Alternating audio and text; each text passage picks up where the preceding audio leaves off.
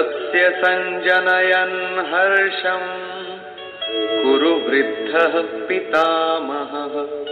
सिंहनादं विनद्योच्चैः शंखं दद्मौ प्रतापवान्। इस प्रकार अपने बलाबल का निर्णय लेकर शंख ध्वनि हुई।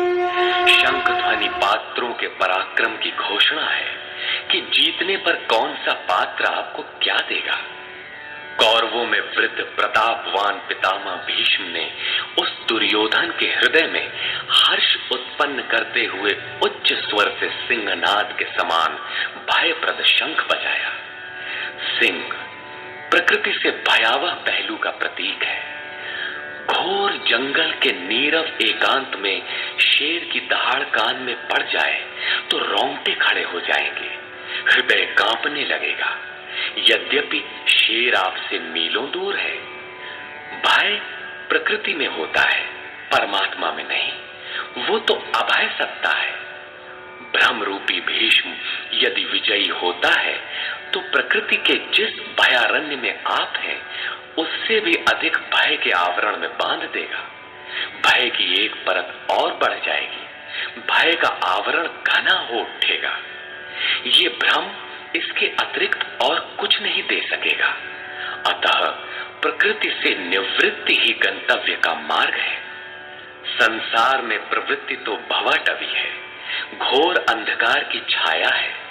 इसके आगे कौरवों की कोई घोषणा नहीं है। कौरवों की ओर से कई बाजे एक साथ बजे, किंतु कुल मिलाकर वे भी भय ही प्रदान करते हैं, इससे अधिक कुछ नहीं। प्रत्येक विकार कुछ न कुछ भय तो देता ही है।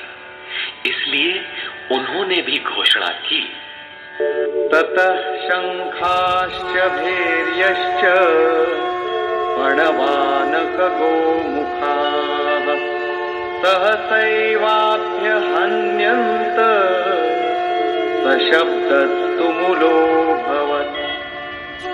तदनंतर अनेक शंख, नगारे, ढोल और नरसिंहादि बाजे एक साथ ही बजे।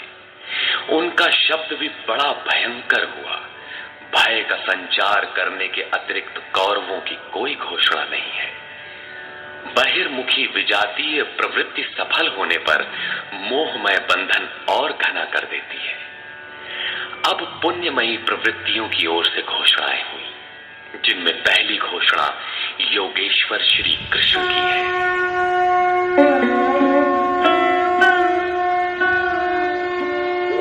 ततः श्वेतैर्हयैर्युक्ते महती स्यन्दने स्थितौ माधवः पाण्डवश्चैव दिव्यौ शंखौ प्रदध्मतु। इसके उपरांत श्वेत घोड़ों से युक्त, जिनमें लेश मात्र कालिमा दोष नहीं है, श्वेत सात्विक निर्मलता का प्रतीक है। महति स्यन्दने, महान रथ पर बैठे हुए योगेश्वर श्री कृष्ण और अर्जुन ने भी अलौकिक शंख बजाए। अलौकिक का अर्थ है लोकों से परे।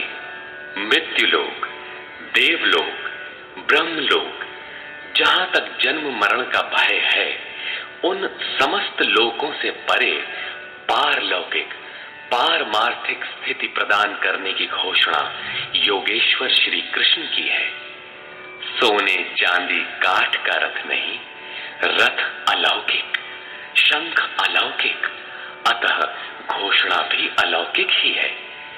लोकों से परे एकमात्र ब्रह्म है, सीधा उससे संपर्क स्थापित कराने की घोषणा है।